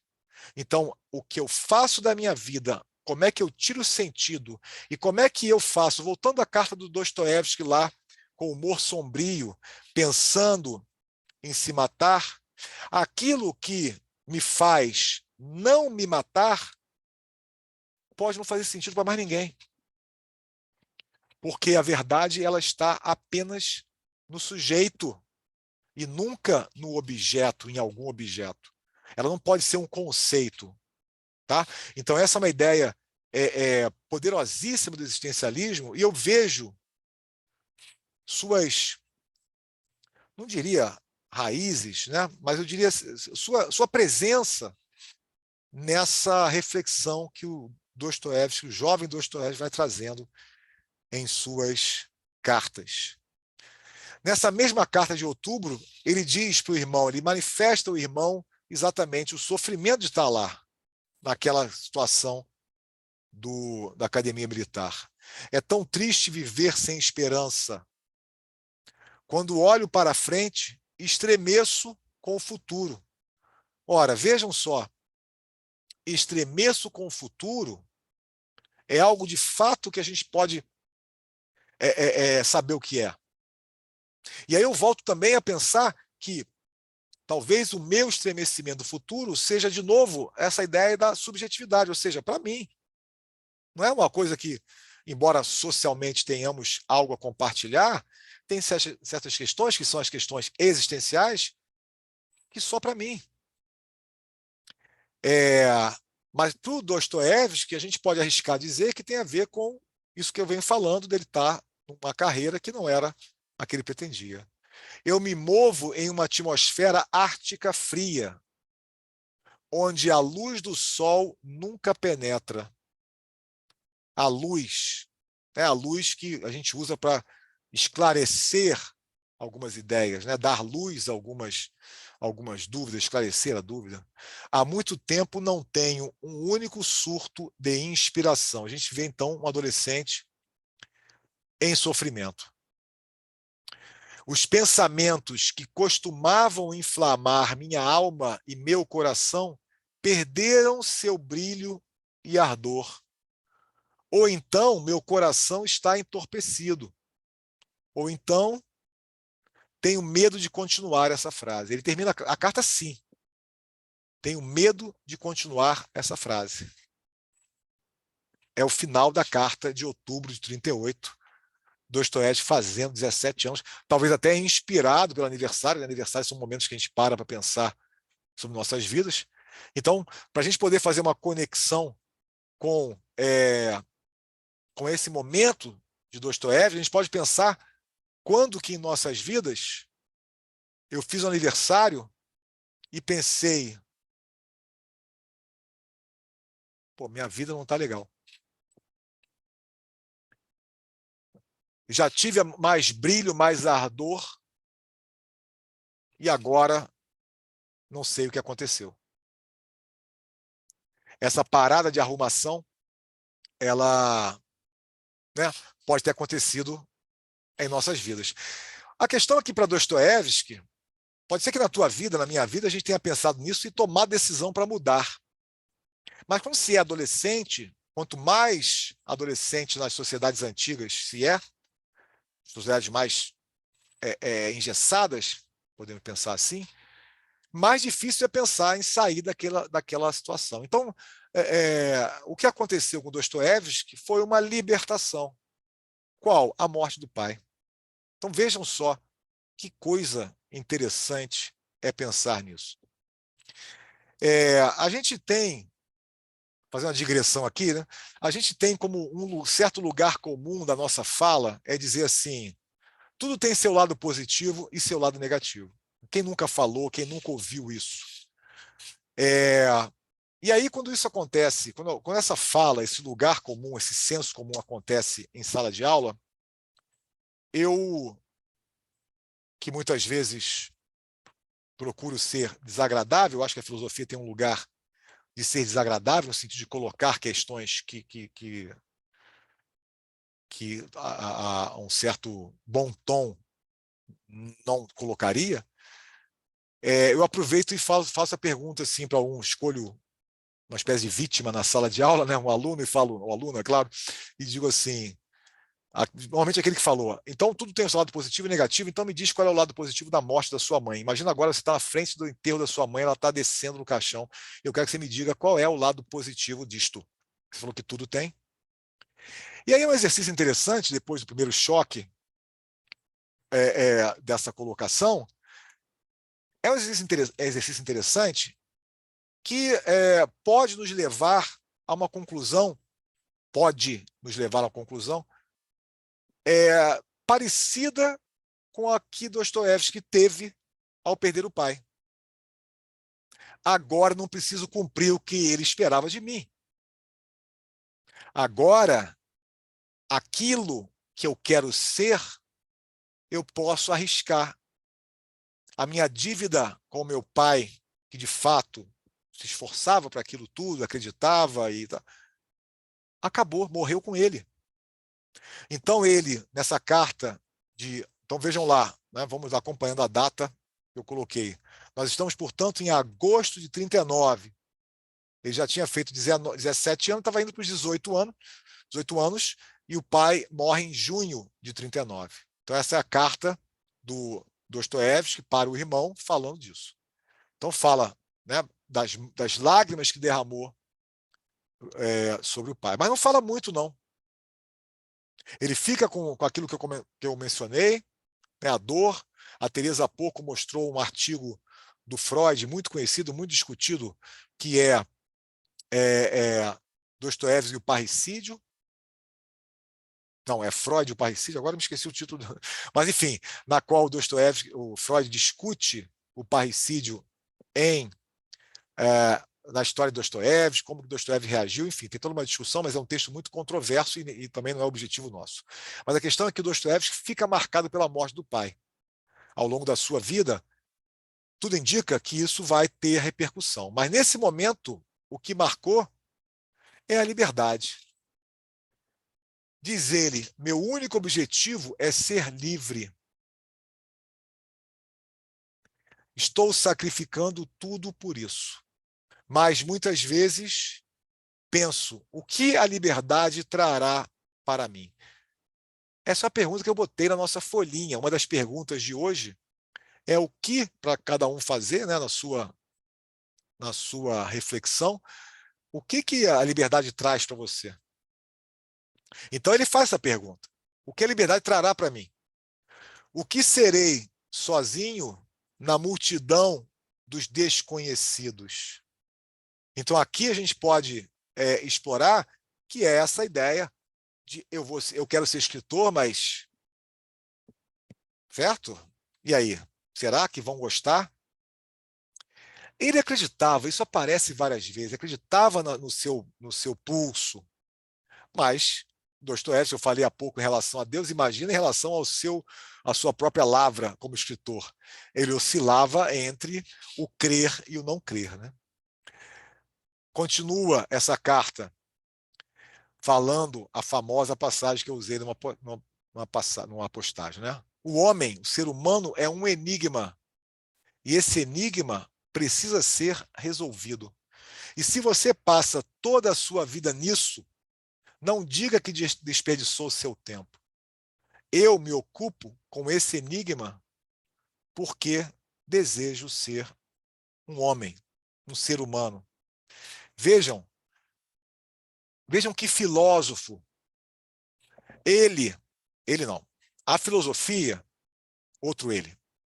Aristóteles, a filosofia como um todo vai procurar um conceito. Veja de novo esse diálogo entre o ser humano conceitual. Aristóteles, o homem é um animal político, né, social. O homem é um animal racional. Todas essas frases procuram adjetivar o homem como um conceito e, obviamente, amarrar. Ou seja, ter um conceito do que é ser homem, do que é ser humano. O existencialismo, como há pouco disse, vai dizer, não tem conceito de ser humano. Existem seres humanos. Não existe um homem racional, político aqui falando. Tem eu, que me chamaram de Silvério. Nem isso significa quem eu sou. Esse nome me foi dado por outro. Inclusive é o nome do meu pai e do meu avô. Para você ter uma ideia, eu sou Ortiz Neto, que alguns sabem aqui. Ou seja, nem meu nome representa quem eu sou. Porque o que eu sou é essa concretude de reações com os encontros no mundo. Aquilo que aos meus ouvidos, meu paladar, meu tato, minha experiência sensorial, minha reflexão, vai aparecendo e tentando dar solução para o mundo. E estamos aqui, eu e você, todos nós aqui, dando solução para uma vida que não encontra o manual em lugar nenhum. Que eu tenho que escrever o próprio manual e, pior, ele fica obsoleto ao terminar a primeira página. Ou seja, uma construção de uma existência que não sei de onde eu tiro, no sentido de um modelo pronto, né? Ora, então, homem racional, tudo balela. Estou falando na ótica do existencialismo, é claro. Né? Tudo balela, conversa fiada. Eu, particularmente, gosto dessa imagem. Então, estou falando com uma certa empolgação, porque eu acredito exatamente nisso. No sentido de que o que de fato se apresenta para mim é um tremendo enigma, que é como viver sendo eu. Esse jeito aqui, que nem eu sei muito bem como é, porque a gente vai se renovando, descobrindo coisa nova, e cada um, obviamente, tem que pensar em si mesmo. Né? Essa fala não é sobre mim, é sobre cada um de nós. Então, quando o Dostoiévski fala o homem é um enigma, é fascinante porque ele se coloca, na minha leitura, em contraste com grandes filósofos que dizem que o homem é um animal racional. Não, o homem é um enigma. Ele é alguém que procura ser constantemente.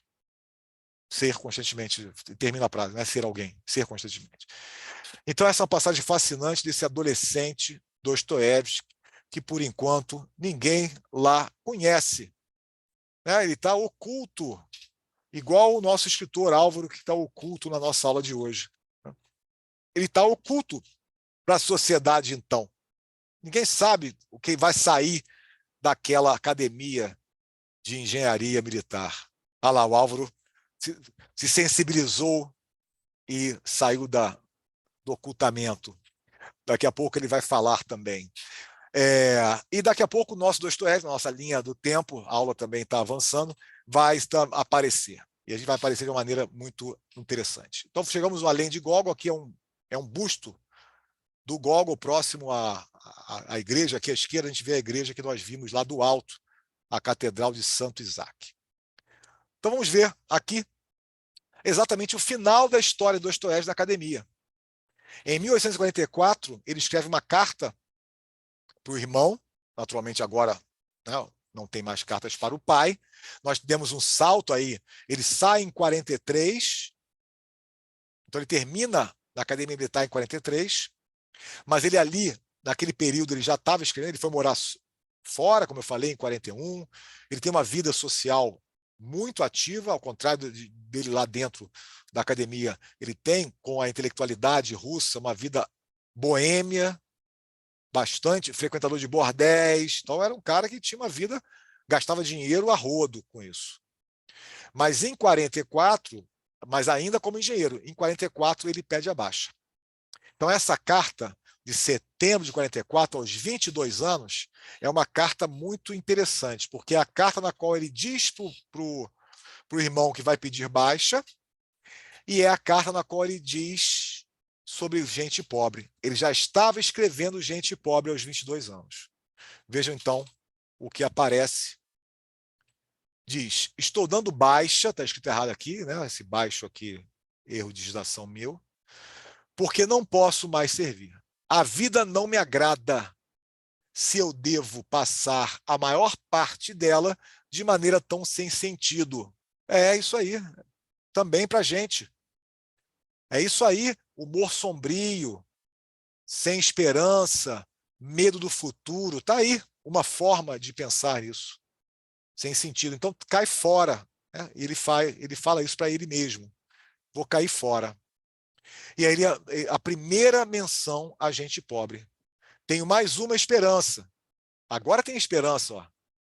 Estou apenas terminando um romance, aproximadamente do tamanho de Grandet. Não vou falar o primeiro nome francês, que é uma obra de Balzac que o próprio Dostoiévski traduziu. Nós vimos isso na biografia lá que eu apresentei. É bastante original. Dostoiévski falando de gente pobre. Estou agora fazendo a cópia justa.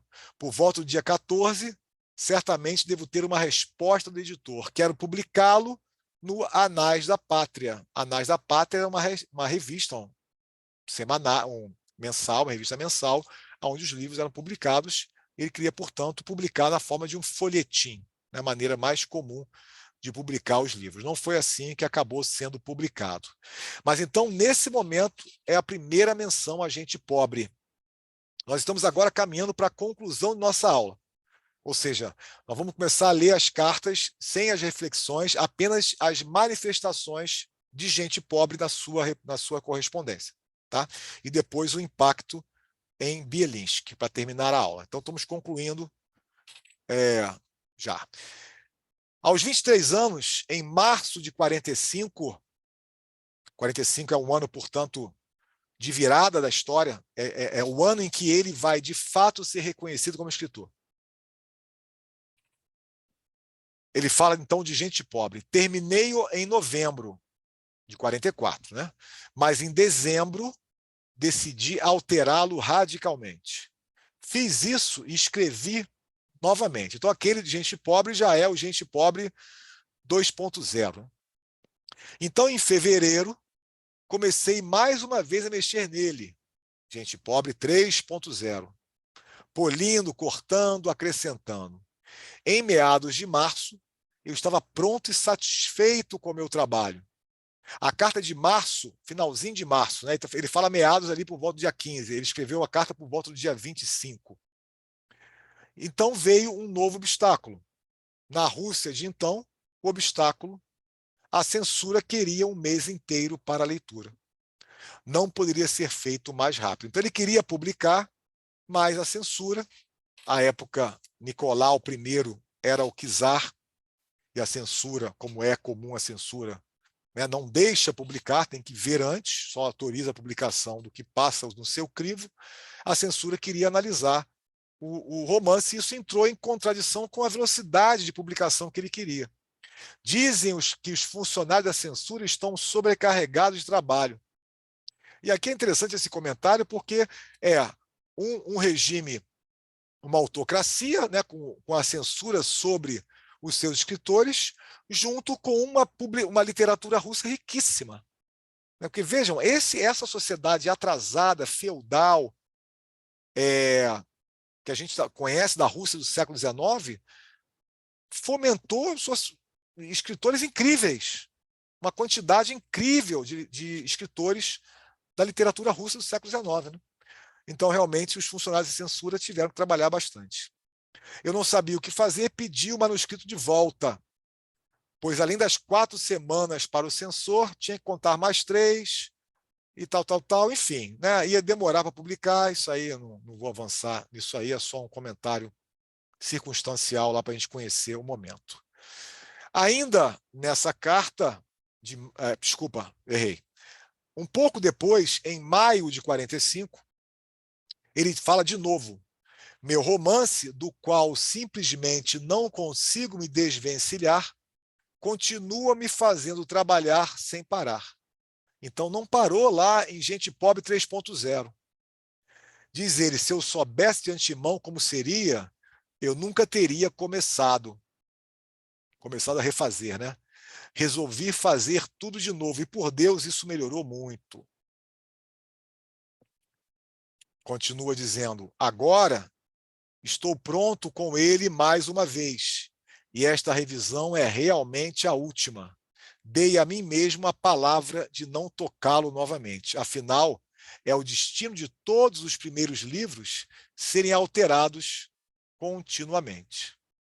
Então, a gente vê que em maio ele já tem o Gente Pobre pronto, no manuscrito. E é esse manuscrito que vai chegar nas mãos do principal crítico literário da época, que vai ser o objeto de um aprofundamento semana que vem. Eu estou concluindo a aula. Vissarion Bielinski era o cara, a referência na literatura russa da década de 40, principalmente. Ele morre em 48, como vocês podem ver ali, mas ele vai ser aquele que vai catapultar Dostoiévski às estrelas da literatura russa. Bem verdade que logo em seguida ele vai dar uma rasteira, mas eu não vou falar sobre isso, porque a gente está em Gente Pobre. Só para não ficar completamente vazio, aquilo que Gente Pobre causou em Bielinski, que a gente vai ler agora, vai ser anulado, não seria, mas vai ser contraposto às impressões de Bielinski na publicação do Duplo, que acontece com um mês de intervalo. Dostoiévski publica Gente Pobre e o Duplo no início dos anos de 1846. Então, Gente Pobre, que Bielinski leu no manuscrito, coloca Dostoiévski como o sucessor de Gogol. Por isso, o capítulo Além de Gogol. Esse é o novo Gogol, diz Bielinski. Mas o Duplo aparece como se fosse, né, uma promessa que ficou na promessa. Então, nós vamos ler agora o impacto do manuscrito Gente Pobre sobre esse personagem da intelectualidade russa de então. Diz ele, aliás, vale dizer que o manuscrito chegou na mão de Bielinski porque 2 escritores iniciantes um pouquinho mais avançado, Nekrasov e Grigorovich, que morou com Dostoiévski e serviu com ele, leram Gente Pobre, pegaram, visitando, eles se frequentavam, né? Então eles pegam o manuscrito na casa de Dostoiévski e leem numa madrugada direto e choram copiosamente, ficam extremamente impactados e falam: a gente precisa levar isso para Bielinski. Eles tinham contato, a gente precisa apresentar essa obra genial que nos tocou, que nos fez nos emocionar, que nos emocionou, melhor dizendo, para Bielinski, ele tem que ler isso. Então, é dessa maneira que o manuscrito chega em Bielinski. E eles batem na casa de Bielinski, tipo assim, de madrugada. Olha aqui, te entregar porque a gente está aqui chorando até agora. Então é importante esse momento, né, porque dá o tom da obra que a gente vai estar estudando na sequência. E aí, portanto, é Bielinski falando com uma outra personalidade, o Annenkov, da intelectualidade russa de então. Está vendo esse manuscrito? Há quase 2 dias que não consigo me afastar dele. É um romance de um iniciante, um novo talento. Seu romance, vejam só aqui, ó, revela segredos da vida e de personagens na Rússia, como ninguém antes dele sequer sonhou. Basta pensar nisso. É a primeira tentativa de romance social que temos. Romance social. Que o Bielinski quer chamar a atenção aqui? É a primeira vez, não que os personagens que estão no livro são representadas na literatura, isso já aconteceu. Própria Almas Mortas de Gogol e outros. Mas é a primeira vez que nós vemos a profundidade existencial dessas personagens. É a primeira vez que nós vemos esse mundo interior delas. É a primeira vez que nós vemos os conflitos. O que é uma pessoa pobre numa sociedade desigual, que você vê morando na rua? E o que é ser essa pessoa que mora na rua e pensando sobre você que passa? Então, essa mudança de perspectiva é que é a genialidade de Dostoiévski e que deixou todo mundo, como vocês podem ver, embasbacados. E aí o Bielinski continua. O tema é simples. Diz respeito a uns simplórios de bom coração que supõem que amar o mundo inteiro é um extraordinário prazer e um dever. Opa, desculpa. E um dever para todos. Eles não conseguem compreender nada quando a roda da vida, com todas as suas regras e regulamentos, passa sobre eles e fratura seus membros e ossos sem dizer uma palavra. O moinho, né? A vida como moinho. Continua Bielinski. Isso é tudo, mas que drama, que tipos. Esqueci de lhe dizer. O nome do artista é Dostoiévski, né? Assim, ele entra para esse panteão dos grandes escritores. E assim eu termino nossa primeira aula do módulo Nobre, Gente Pobre, onde eu conto exatamente essa novidade que Dostoiévski trouxe para o retrato social da Rússia de então. E a gente continua na próxima aula.